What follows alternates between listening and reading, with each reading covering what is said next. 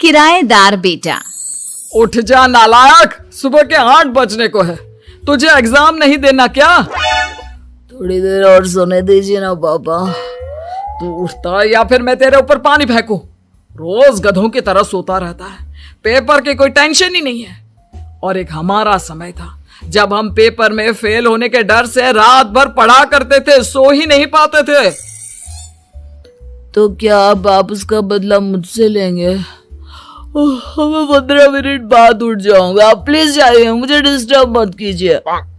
इतना कहकर रौनक रजाई ढककर फिर से सो जाता है।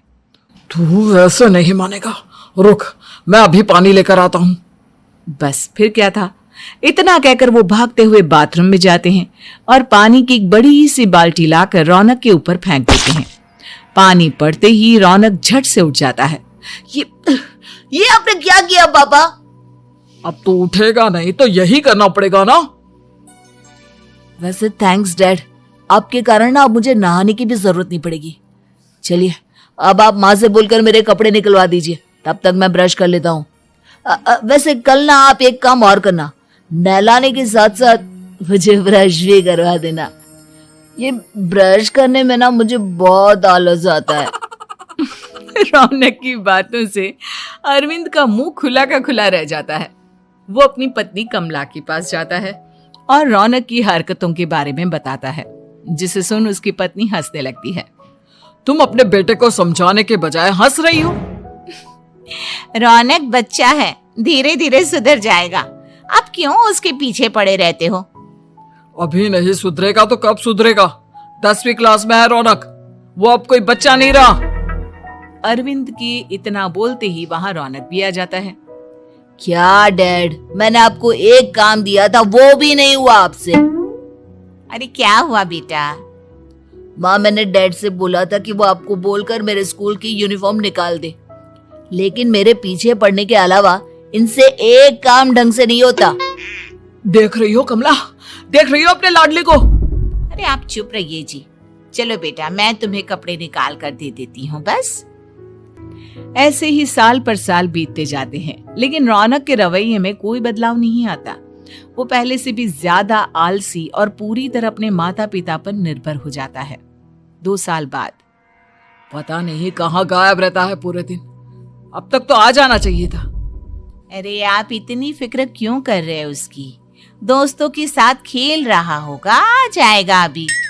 ये कोई टाइम है खेलने का? 10 बजने वाले हैं, इतनी रात में कौन खेलता है? कमला कुछ कहती उससे पहले ही रौनक वहां आ जाता है। मम्मी जल्दी से खाना लगा दो, बहुत भूख लग रही है। तुम्हें तब तक खाना नहीं मिलेगा जब तक तुम बता नहीं देते कि इतनी रात गए कहां से आ रहे हो। ओ प्लीज डैड, अब आप एसी पे प्रद्युमन बनकर मेरे सर पर बंदूक लेकर मत बैठ जाना। अपनी फालतू की बकवास बंद कर और बता कहां से आ रहा है। माँ अब समझाइए ना डैड को। बता देना बेटा, इनको भी तसल्ली हो जाएगी। आप बोल रही हैं तो बता देता हूँ, मैं दोस्तों के साथ मूवी देखने गया था, इसलिए देर हो गई। तो इन सब चीजों में मेरे पैसे उड़ाता है? कभी 1 रुपया कमाने के बारे में सोचा है तूने? जब देखो हवा की तरह पैसे उड़ाता रहता है। माँ अब आप इन्हें चुप करा दीजिए, वरना ना मुझे गुस्सा आ जाएगा। अच्छा क्या कर लेगा? बता ना, क्या कर लेगा तू? वैसे बात तो ठीक ही है, मैं कर ही क्या सकता हूँ, पैसे तो फिर भी मैं आपसे ही मांगूंगा ना। चलिए अब ये सब बात छोड़िए और मम्मी मेरे लिए खाना लगा दीजिए। अभी लगा देती हूँ बेटा। मैं बता रहा हूँ कमला, एक दिन ये ऐसे ही बिगड़ जाएगा। उफ़ो, आप क्यों इतना पीछे पड़े रहते हो मेरे बच्चे के? बात की बाद में देखेंगे, अभी आप शांति से उसे खाना खाने देंगे। अगले दिन डैडी मुझे 10,000 रुपए चाहिए। हाँ? अब इतने पैसे क्यों चाहिए तुझे? डैड आप बिना सवाल किए कभी पैसे नहीं दे सकते क्या? जब तक तू बताएगा नहीं तुझे पैसे भी नहीं मिलेंगे। अरे अब आप अपने बेटे को पैसे भी नहीं दे सकते? नालायक, तेरी उम्र के लोग नौकरी करते हैं और एक तू है जो नौकरी करने का नाम ही नहीं लेता कभी। आप लोगों के होते हुए भला मैं नौकरी क्यों करूं? अरे हम कब तक पैसे देंगे तुझे?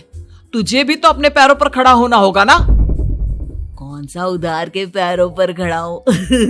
अपने ही तो पैरों पर खड़ा हूं मैं। इसी तरह रौनक दिन प्रतिदिन लापरवाह होता जाता है। उसकी लापरवाही को देखते हुए अरविंद और कमला अपने बेटे की शादी कराने का फैसला लेते हैं और 1 महीने के अंदर अंदर ही रौनक की शादी मेघा नाम की लड़की से करा देते हैं। शादी के कुछ दिन बाद, रौनक, मुझे एक अच्छी सी साड़ी चाहिए, आप ला दोगे ना? हाँ, क्यों नहीं। कितने तक की आती है साड़ी? यही करीब 5,000 तक की। तुम चिंता मत करो, मैं आज ही डैडी से पैसे मांगकर तुम्हारे लिए साड़ी ले आऊंगा। आप कब तक ऐसे ही अपने पापा से पैसे मांगते रहेंगी? कोई अच्छी सी नौकरी क्यों नहीं कर लेते आप? अरे डैड के होते हुए मुझे नौकरी करने की जरूरत ही क्या है? पर आप ऐसे कब तक उनसे पैसे मांगते रहेंगे? कुछ आपको अपने दम पर भी तो करना होगा ना। अब तुम भी बाकी लोगों की तरह मुझे ज्ञान देना शुरू मत कर देना। साड़ी चाहिए ना तुम्हें, मिल जाएगी बस। इतना कहकर रौनक अपने पिता से पैसे मांगने चला जाता है। डैडी, मुझे 5,000 रुपया चाहिए।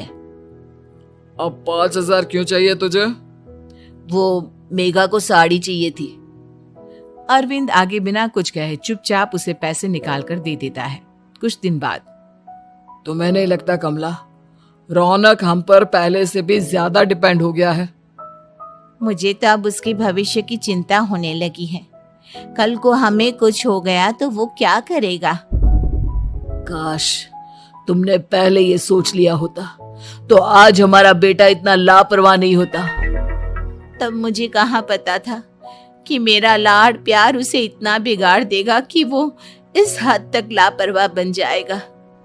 कोई बात नहीं, अभी भी देर नहीं हुई। मुझे पता है उसे कैसे सुधारा जा सकता है। कैसे? अरविंद कुछ कहता उससे पहले रौनक वहां आ जाता है और पैसों के लिए हाथ फैलाने लगता है। डैड, मैं और मेघा बाहर घूमने जाना चाहते हैं। अरे वाह, ये आज सूरज कहाँ से निकला है? Dad please. अच्छा चलो अब मुद्दे की बात करो। मुझे अब 25,000 चाहिए। अब तुम्हें 1 रुपया भी नहीं मिलने वाला। अगर तुम्हें पैसों की इतनी ही जरूरत है तो कोई ढंग की नौकरी कर लो। मम्मी, आप कुछ कहिए ना डैड को। बेटा, वो गलत क्या बोल रहे हैं? ये सब हम तेरे भले के लिए ही तो कर रहे हैं। मम्मा, मैंने बताया ना आपको, मुझे नहीं करनी कोई जॉब वॉब। तो ठीक है, निकल जाओ हमारे घर से। तुम्हारे जैसे लोगों के लिए मैंने ये घर खड़ा नहीं किया है। जितना ये घर आपका है ना, उतना ही मेरा भी है। मैं कहीं नहीं जाने वाला। जाना तो पड़ेगा ही तुझे, क्योंकि अब मैं तेरा कोई भी खर्चा नहीं उठाने वाला। ठीक है, मत उठाइए मेरा खर्चा, मैं अपने दम पर भी जी सकता हूँ। तो बेशर्मों की तरह अब तक यहाँ क्यों खड़ा है? अपना सामान ले और निकल जाए यहाँ से। रौनक पैर पटकते हुए वहां से चला जाता है। घर से निकालना जरूरी है क्या उसे? बिना पैसों के कौन रखेगा उसे किराए पर? अगर उसका भविष्य सुधारना है तो हमें अपने दिल पर पत्थर रखकर ये कदम उठाना ही होगा। दोनों बात कर रहे होते हैं कि रौनक अपनी पत्नी के साथ एक बड़ा सा बैग लेकर घर से निकल जाता है, लेकिन घर से बाहर उसे कोई भी मुफ्त में अपने घर किराए पर नहीं रखता। अंत में थक हार कर वो फिर से अपने घर चला जाता है। क्या हुआ? थोड़ी देर पहले तो दहाड़ते हुए घर से निकला था, अब क्या हुआ? नहीं रखा ना किसी ने तुझे किराए पर? डैड प्लीज, मैं कुछ दिनों में कोई अच्छी सी नौकरी शुरू कर दूंगा। आप तब तक तो हमें रख लीजिए प्लीज। सुबह से रात हो चुकी है लेकिन कोई हमें रखने को राजी नहीं है। अब आप ही बताइए, इतनी रात को मैं मेघा को लेकर कहाँ जाऊंगा? ठीक है ठीक है, बहू की वजह से मैं तुझे घर पर रख रहा हूँ, लेकिन तू इस घर में एक बेटे की नहीं बल्कि एक किराएदार की हैसियत से रहेगा। 3 महीने है तेरे पास। इन 3 महीनों के अंदर अंदर मुझे तेरी पहली तनख्वाह हाथ में चाहिए, समझ गया? पक्का डैड, इन 3 महीनों के अंदर अंदर तो कोई बढ़िया सी नौकरी ढूंढ ही लूंगा मैं। ऐसे ही धीरे धीरे समय बीतने लगता है और अरविंद के दिए 3 महीनों में से 2 महीने बीत चुके होते हैं। पापा जी ने हमें 3 महीने दिए थे, जिसमें से 2 महीने तो बीत चुके हैं। अब ये आखिरी महीना बचा है। अरे तुम चिंता मत करो, आज मेरा ना 2 जगह इंटरव्यू है, दोनों में से कहीं ना कहीं तो जॉब लगी जाएगी। अच्छा, all the best. Raunak interview के लिए निकल जाता है, जिसके बाद शाम में रौनक घर आता है। कैसा गया इंटरव्यू? आपकी नौकरी लगी या नहीं? अरे पहले सांस तो ले लेने दो अच्छे से। बताइए ना, मुझसे तो जरा भी इंतजार नहीं हो रहा है। वो दरअसल बात यह है कि मेरी नौकरी तो लग चुकी है, लेकिन पैसे बहुत कम है। कितने पैसे हैं? 15,000। इतने में अरविंद और कमला मिठाई का डिब्बा लेकर आ जाते हैं।